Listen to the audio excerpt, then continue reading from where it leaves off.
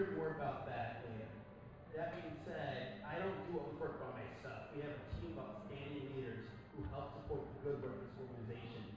If you are a current or former officer, like Austin Democrats, would you please go ahead and raise your hand just to be recognized so people can see you? Can we give these people a round of applause? They have given their personal time and energy to support the community, and so it's just a privilege to work with them, and I've learned so much as they've mentored me. And so with that being said, you all didn't come to hear me talk, but we meet every Thursday here at this room, the Millennium Entertainment Complex. Please feel free to go ahead and check out our website, blackaustinDemocrats.org. If you're interested in membership information, or if you're interested in purchasing a shirt, feel free to come over to this table. We'll be more than happy if you signed up as a member. Well, without further ado, we're going to go ahead and get started. I'm going to go ahead and tee it off to J. Michael Murray to go ahead and introduce our panel.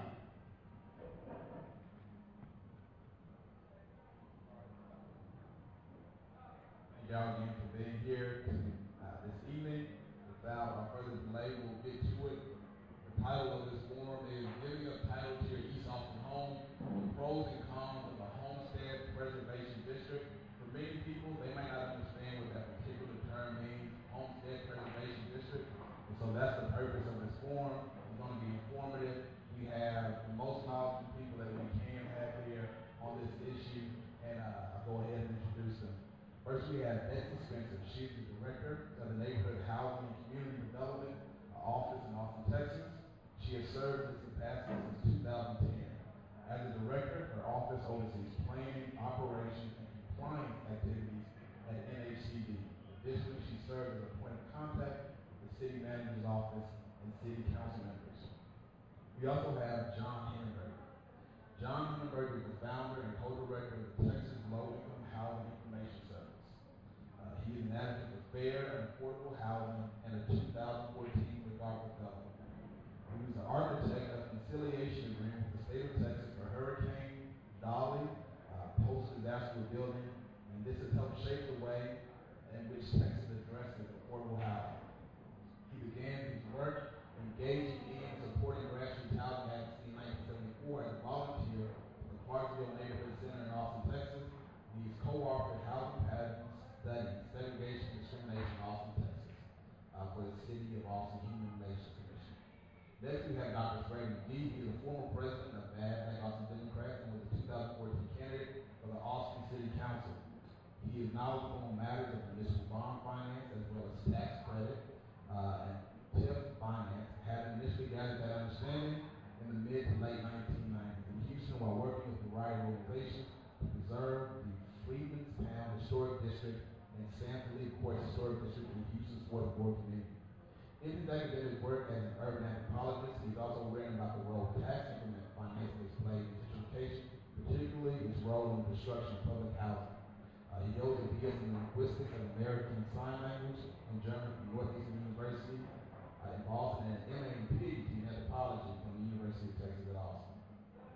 And lastly, but certainly not least, we have Malcolm Greenstein.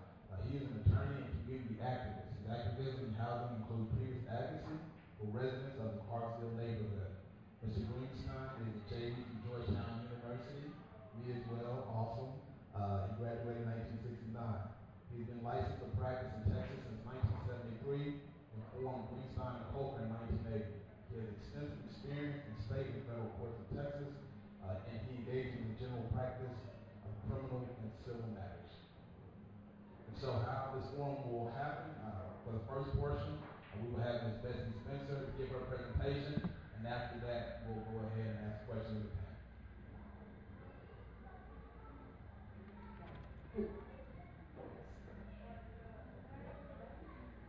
Good evening. It's very nice to see you. Thanks for inviting us to be here. I'm not sure that I would say I'm the most knowledgeable, but I will do my very best. Thank you, Jessie. And I also want to introduce Jessie Tuck. She is with our department, and she is here. From this? Am I better from here? There you go. Okay. Are you all comfortable I'm sitting. Is that okay? Yeah. Okay, very good. So a little bit about neighborhood housing, who we are. The mission of the City of Austin's neighborhood housing. Can you hear me if I talk like this? All right. All right. Oh, I was going to say. So our department.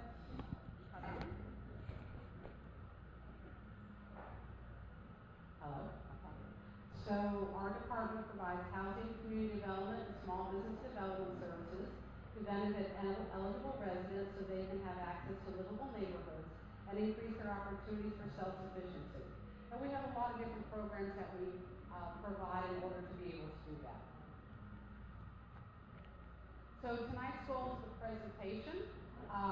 Just talk about what is the Homestead Preservation District legislation, review of the history of that legislation, how the Homestead Preservation District tools work, what is the eligibility criteria, and steps for implementing the Homestead Preservation District legislation. Real quick, we'll have a lot of acronyms. We often talk in acronyms, and so this is an opportunity for us to define for you some of the acronyms that you'll see in the presentation. HPD is the Homestead Preservation District. HPRZ is the Homestead Preservation Reinvestment Zone. TERS is the Tax Increment Reinvestment Zone. TIF is the Tax Increment Financing, and COP is the Community Land Trust. So those are some common things that we'll hear throughout the presentation.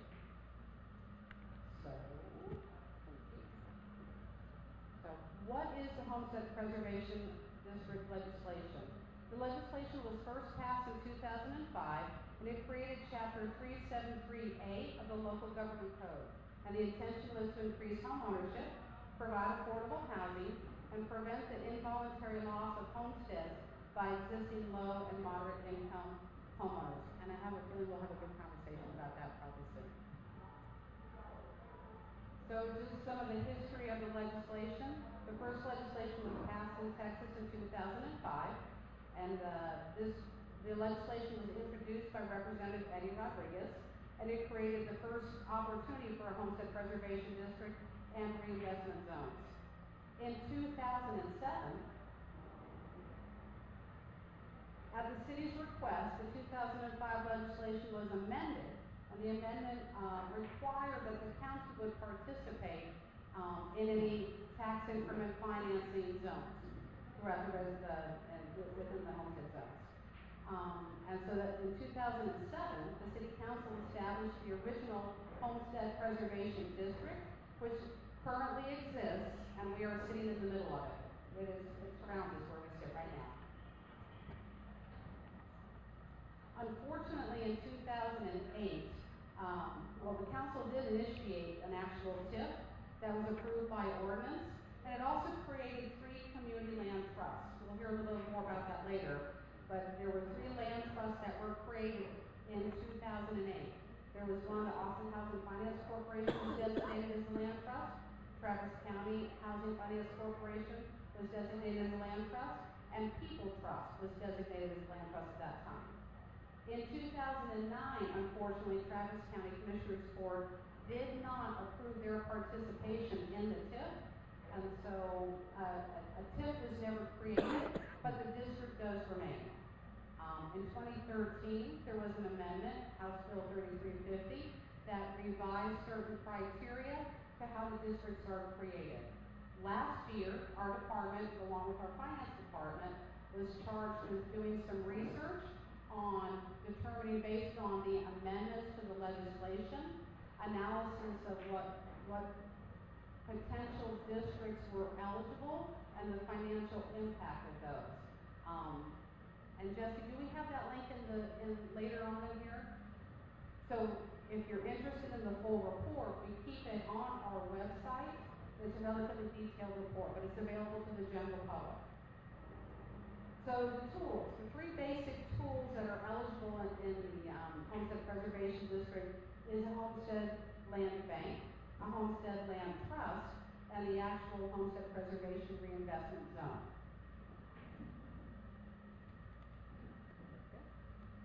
So the Homestead Preservation Reinvestment Zone allows for, like I said, the land bank and the land trust. So the land bank is very specific.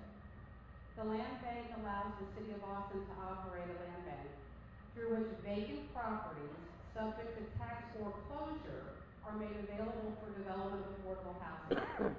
Property ordered to be sold pursuant to tax foreclosure may be sold in private sale for the amount of the judgment to the land bank. So it is very specific to property that's subject to tax foreclosure. I know even for myself that was something that I wasn't quite clear on. So it's not the ability to just go take people's property. It's very specific to this definition. The second tool is a land trust. And the purpose of a land trust program is to increase the supply of currently affordable homes for low and moderate income households, increasing home ownership opportunities. So the way the land trust model works, actually, the land trust, the property is held in the title, the land trust holds title to the property. They hold the land. And then the improvement, or the home, or the structure, the family who purchases that only pays for the value of the improvement. There's a ground lease relationship between the land trust and the purchaser of the home. The biggest value of that is the individual who's purchasing the house does not have to pay for the land, which in this area, which is we're going to talk about, I'm sure, the biggest cost, right now, particularly in this neighborhood, is the value of the land is very, very high. So when you subtract the value of the land from the overall mortgage, then that really reduces the cost. And you're also not paying taxes on the value of the land. So this is actually, I think, a really nice demonstration of where the land is held by the land trust. The individual or family pays a mortgage for the improvements only. There's a ground lease relationship between the land trust and the purchaser of the home. And then there's also a resale formula that's calculated when the individual sells, if they sell the property to somebody else. So this is basically how the land trust model works.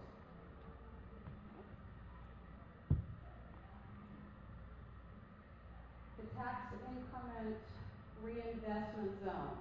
This utilizes the tax increment financing model to provide dedicated revenue stream to be reinvested in the Homestead Preservation District to finance the creation and preservation of affordable housing.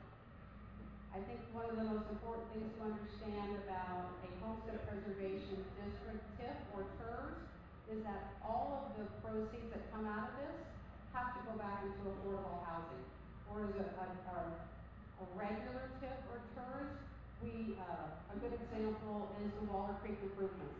There is a TIF that helps fund the Waller Creek improvements. Oftentimes TIFs are used for public improvements.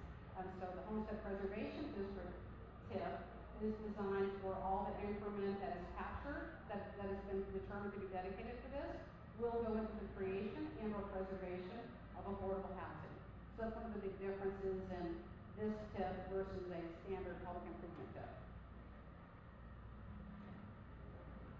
This is a very simplified picture of how a TIF works. There's an awful lot that goes into them, and I'm not a TIF expert, but you guys are much better at it than I am. The basic premise is there's a baseline value. And so over time, within the dedicated district or area, there's going to be an increased potential value as development occurs. So as more development occurs, the valuation goes up. The incremental difference. So right, if we had created the actual TIF in 2005 or 2007, when we could have, there was a baseline value. If we go look now, and it's actually in the report, if you run the analysis, the incremental value that has occurred over the last 10 years, that is what could have been leveraged for affordable housing. So it is the incremental difference. And that can be spent in a lot of different ways. It can be you can leverage that with debt and some different things. So anyway, this is the basic model of how the TIF works. There's always a finite period of time. The TIFs usually run anywhere from 10, 15, 20 years is the average. And then it does end.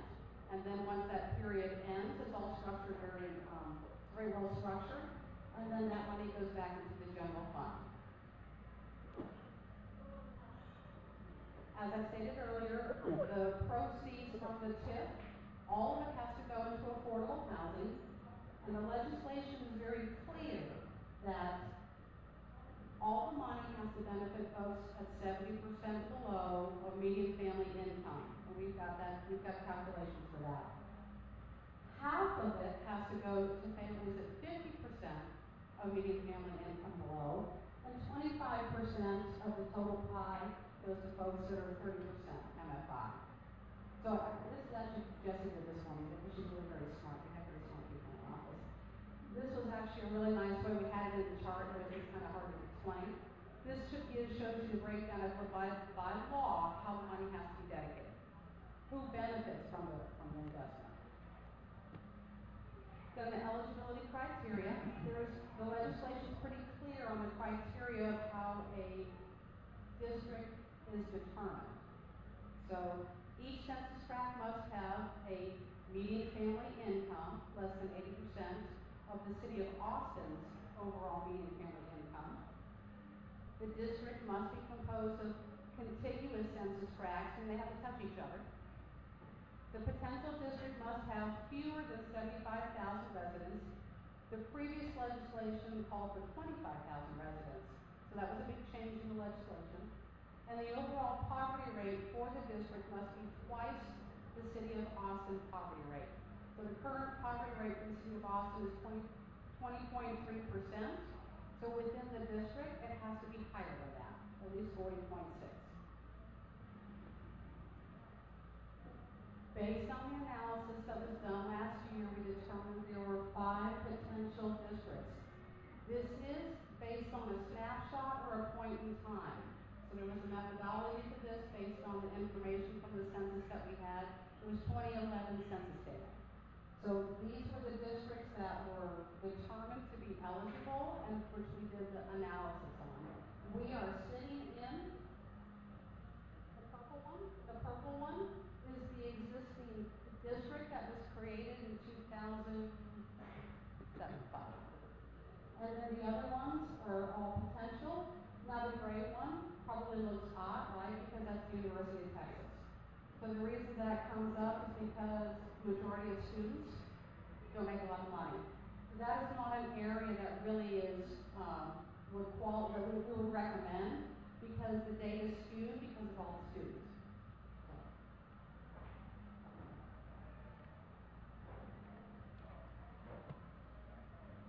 These are just a whole list of different services that our department works with and or administers.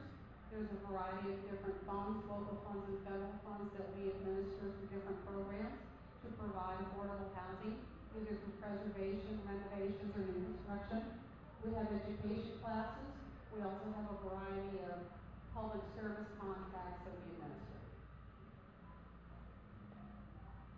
And then that's my presentation. Hopefully questions are going to be what's going to be the most interesting. Does anyone have any basic questions on the presentation so far?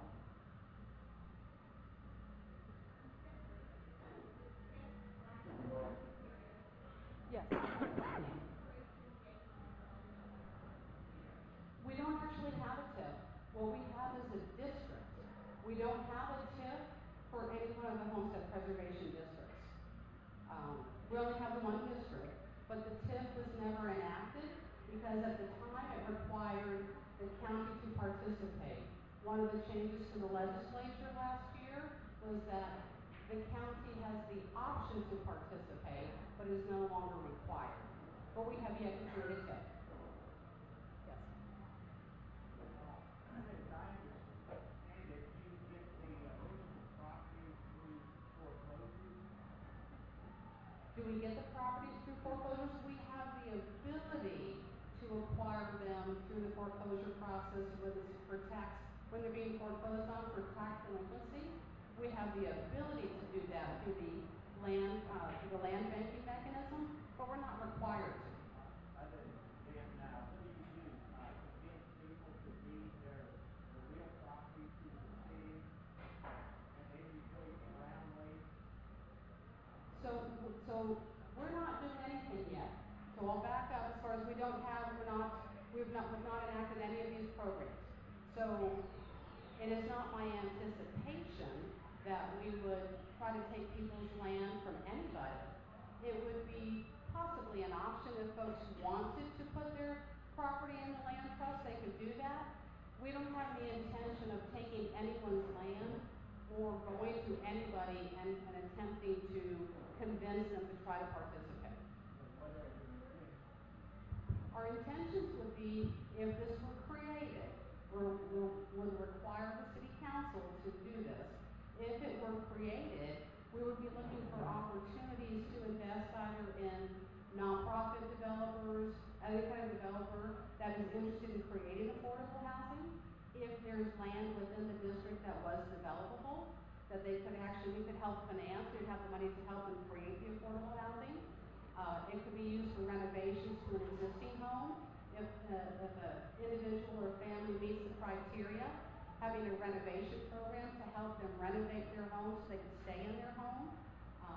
Those are the types of things that I would see that we would want to do. So before we get to the rest of the question and answer session, there are a few questions that I have that we'll just go through so we can direct it to some of the other panelists, and then we'll save a portion at the end for questions.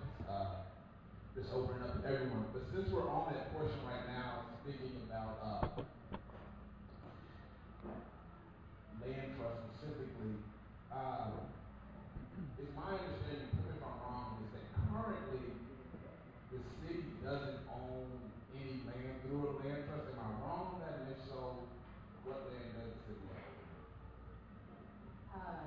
The city, the neighborhood housing department doesn't hold title to property, but we operate the Austin Housing Finance Corporation. The Finance Corporation actually does hold property. That is, we use the land trust model for several multi-family affordable housing projects in where the Finance Corporation holds title to the land. The owner developer then provides the debt on the improvements and creates affordable housing. Not within the district currently, but we have done that in several areas. Does that answer your question? That does answer my question.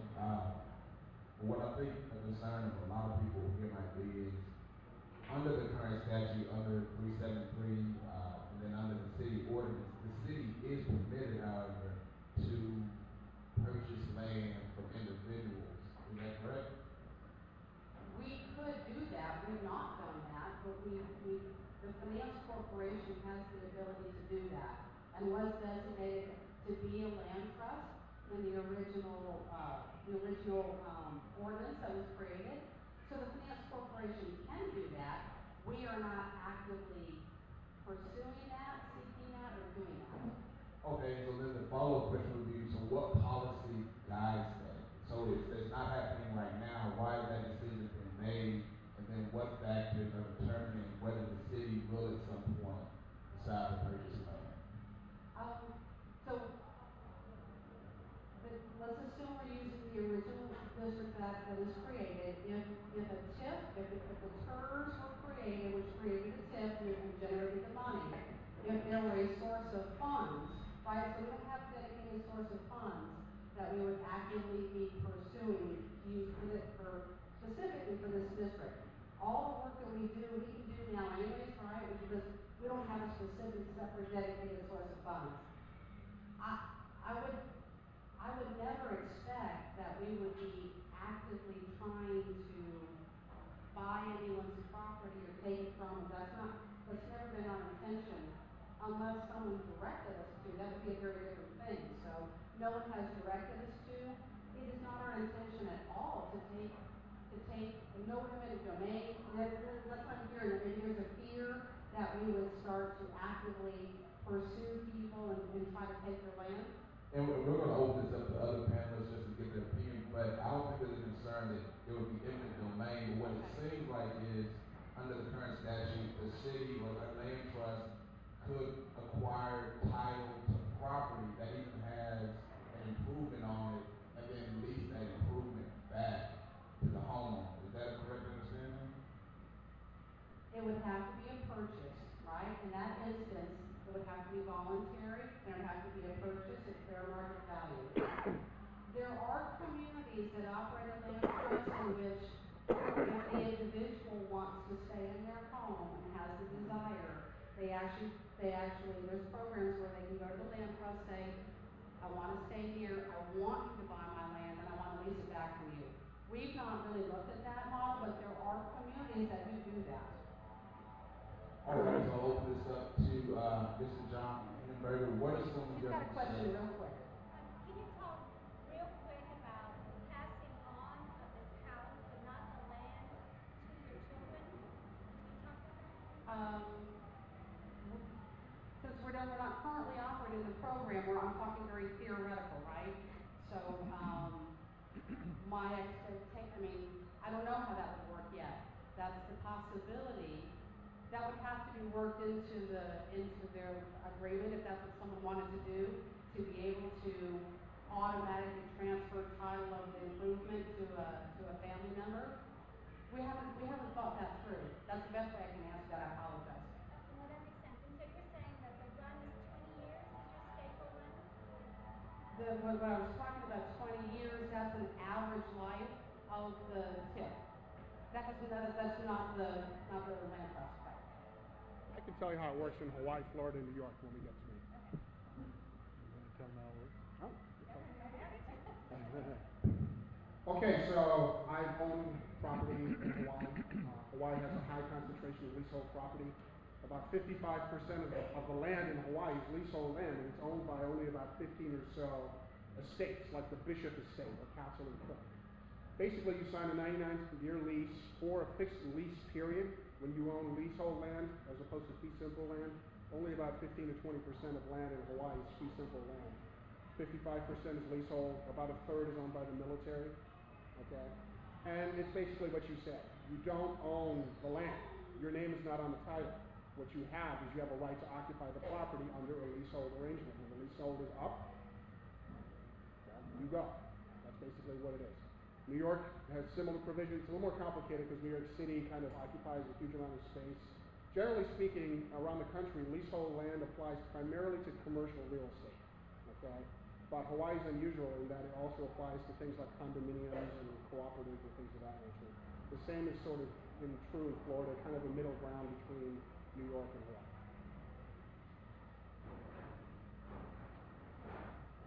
Mr. Hindenburger, what are some of your concerns with any potential leasehold agreements between homeowners and renters? Well, I think it's what everybody's is. You know, I think a lot of us buy property with the idea that it's going to appreciate in value, and that at some point that we'll be able to either pass that value of property on to our heirs, our children, our family, or at some point we might want to sell it for a profit. And so, you know, I think you don't want to, I think nobody would want to enter into any type of agreement like this without really a lot of careful consideration. And I'm sure, you know, that goes on. Now this is, as Fred says, this is not an unusual thing in other parts of the country. It's used pretty extensively in some northeastern states. Basically, it's used in a lot of places where land values are really high and lower income people can't get into owning anything because the underlying value of the land is so expensive that they just can't buy a house. And there's an example here in Austin that I think is a good example of where this works, and I think it works in limited situations.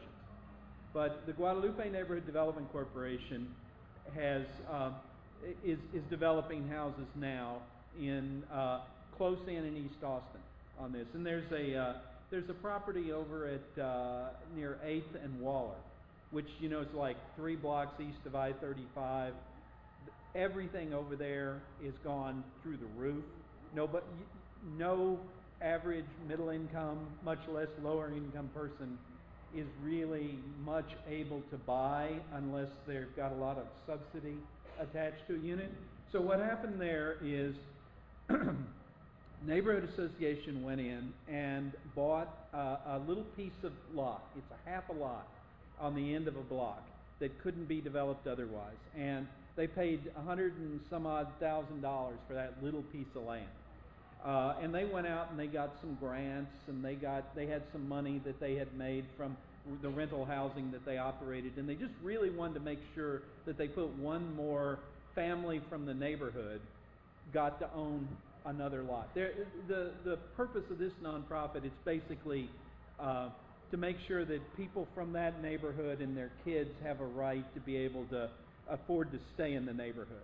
And a lot of the folks who want to stay really want to feel like they got some ownership stake in the neighborhood. But, you know, they're priced out. They're not going to go buy a lot or buy a house, an existing house, because they're all $500,000.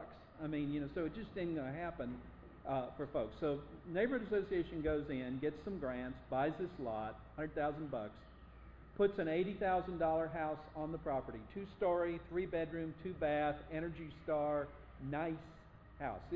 It's in the middle between 8th and 9th Street on Waller. You can drive down and see what it looks like. So the house cost them like $83,000 to build. So what they did is they said to the family from the neighborhood, grandma was from the neighborhood, the parents were from the neighborhood, the kids wanted to come and own a house in the neighborhood. So they said, okay, we'll sell you this house for what it costs us to build the house, and we'll lease you the land that we paid $100,000 plus for free for 99 years.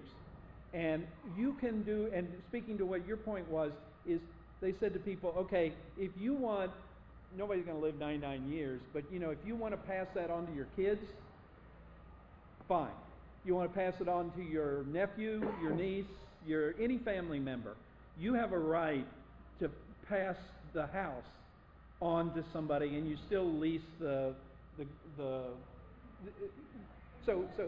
yeah. Yeah, it changes, the house changes hands, but the land is still owned by the neighborhood association. Okay, so now when this family goes in the end to sell this property, what do they got to do? They got the one thing they got to do is they got to sell it to a family who earns no more than 80% of median family income in Austin. Karen, what's 80% for a family of 4? Yeah, geez, you want that right now? 60,000. So you know, they're saying basically you got to be 60,000 or less, and then you can sell it to a family of that, or you got to sell it back to the neighborhood. One of the two. 61,450. So basically, you're going to be able to cash out the value of the house, but you're not going to be able to sell the value of the land. Now, what do you get out of this is they're only paying property taxes on the improvements, on the value of the house. So that $83,000, that's the value they're being taxed on, not the probably $250,000 that the dirt is worth. So their property taxes every year for this family is only going to be a small fraction of what the house was. So I want to say, I think that's an instance where a land bank really makes some sense for the neighborhood, and it makes some sense for the people. Now the question that people are really worried about is, I hear people worried about is, okay, is the city going to start coming in and telling people, deed your house, people who own their house now, deed your house over to the city or some nonprofit that owns it, and then you're gonna give up the value of your property in exchange for only having to pay taxes on the improvements of the land. Now, I would say in probably 80 to 90% of the cases, I would tell people, and you all may have a different opinion about this, but I would say don't do that. You know, if you can avoid doing that, don't do that, because in essence, you know, you got a lot of value in that land, and you may want to pass that value on through to your kids or your family, or you know, you may want to sell it at some point. So you know, do you really want to give it up? Now, there's some people in life that are in a situation where they really might want to do that, but I think they ought to go through counseling, and I think they ought to have a financial advisor. And I think we ought to be very, very careful, and we shouldn't encourage people, you know, go out and beat the drum and try to make this type of thing happen. But let's say you didn't have any kids, or maybe you had a bunch of kids, maybe you had, 5, 6 kids, and you really wanted to maintain a family homestead there. You really wanted there to always be the family place for the kids to come back and be able to stay. Now you could put that in a land trust, and your heirs would have the right to stay on the property, but they wouldn't have the right to sell the land under the property. So, there's a lot that goes in this. This is a complicated thing. We got to be careful about it. I think that's my view.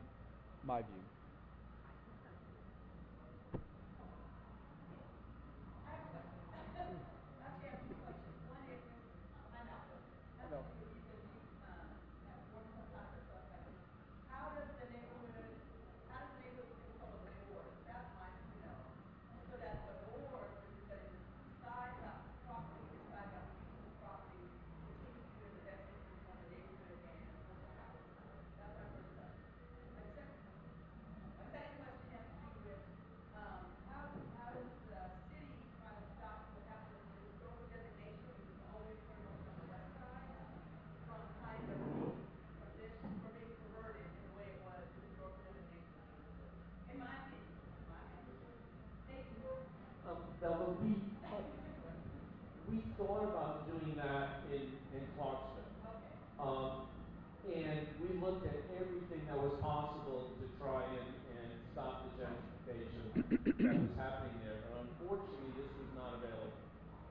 And I don't know how it works, but there were people in Clarksville who wanted to give their land to the corporation and still have some kind of control. The land trust might be a way to do that. People who care so much about the neighborhood that they would give the property to the corporation and let their children live there.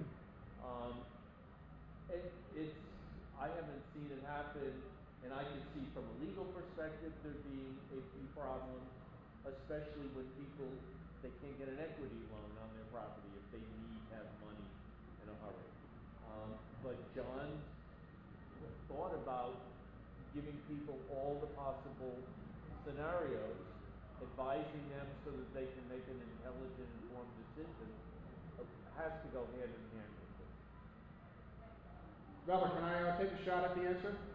Because there is an answer. It's in the 2008 ordinance, okay, that establishes the Homestead Preservation Reinvestment Zone. Basically, the city council gets to appoint a majority of the members. There's 15 members envisioned for this board, okay, 8 of which would be appointed by the city council. The commissioner's court gets to appoint 5. The school district at that time opted out. It didn't want to participate. But then, of course, you have the healthcare district. Basically, everybody that levies tax, okay, should have the ability to put somebody on this board. Keep in mind, Austin is somewhat unusual. Every TIF currently in the city, TIFs 15 through 18, CSC, Mueller, Waller Creek, etc., there is a board. It's the Austin City Council.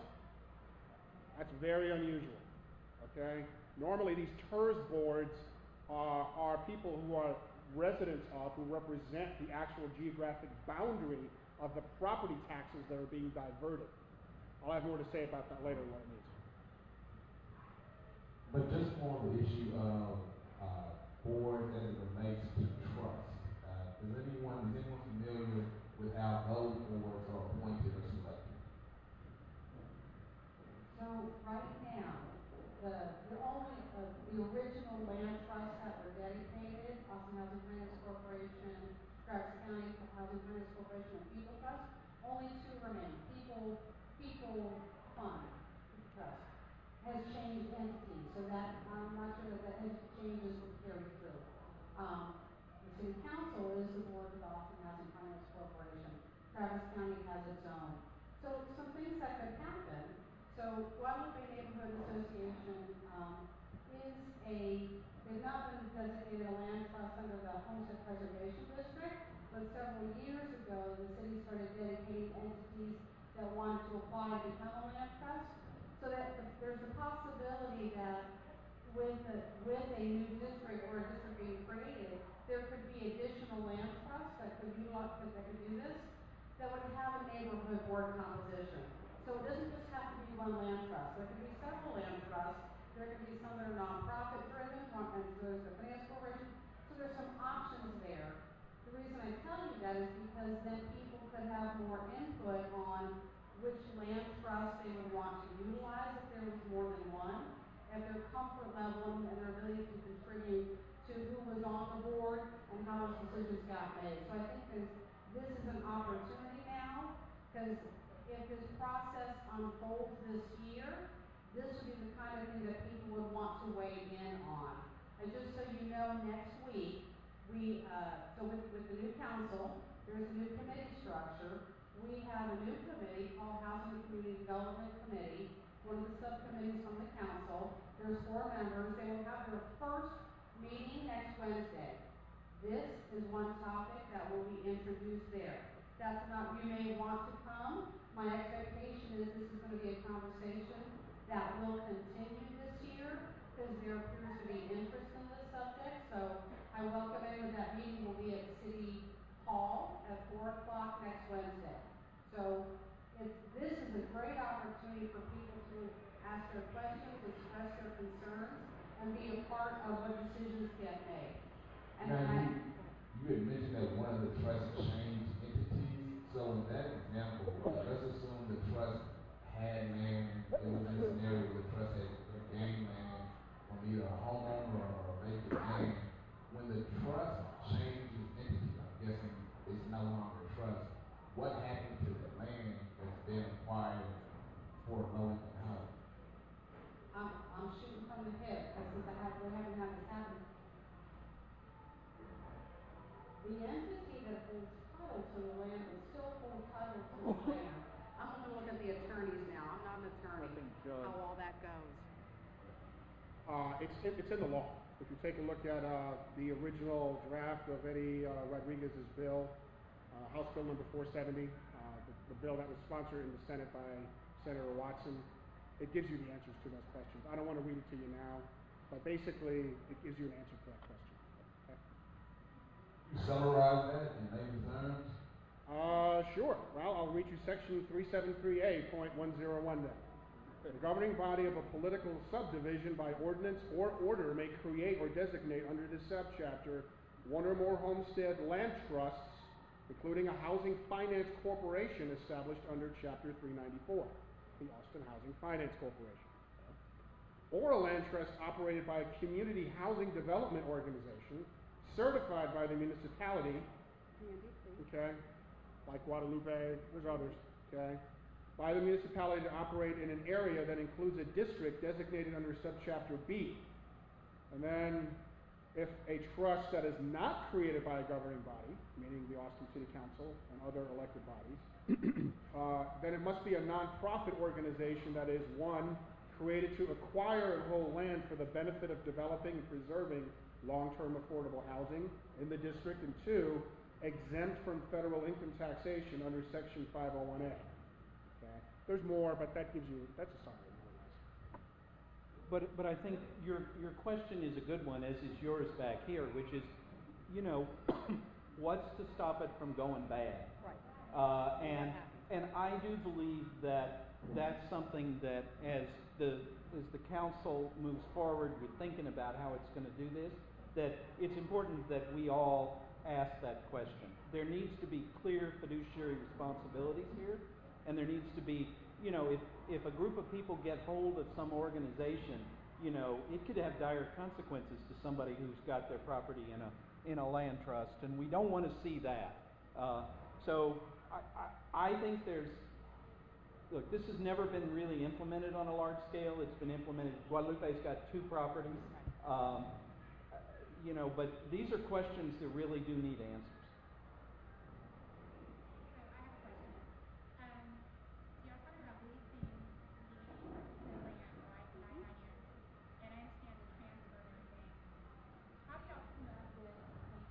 How do you come up with the amount, the lease amount? Like, how do you know what amount to go back to the city when it's under that lease agreement? Do you pay nothing? No. So that would be in the relationship that's set up on the front end. And so I don't know what Guadalupe's is. And so, but there's going to definitely be a lease payment, right? There's going to be a lease payment, it should be a very reasonable lease payment.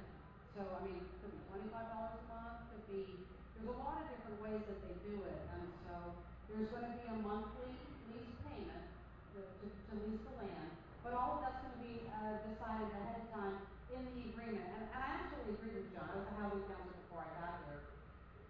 People need to go in eyes wide open and understand everything that's in that lease. And if it's making sure that someone else is reviewing the lease with the individual. So if it were us, if it were the finance corporation and we were to do this, I would always encourage that you would get someone else, an attorney or someone who's gonna review that with you, so that you make sure you understand all of the terms and conditions of the lease. But I don't have a set price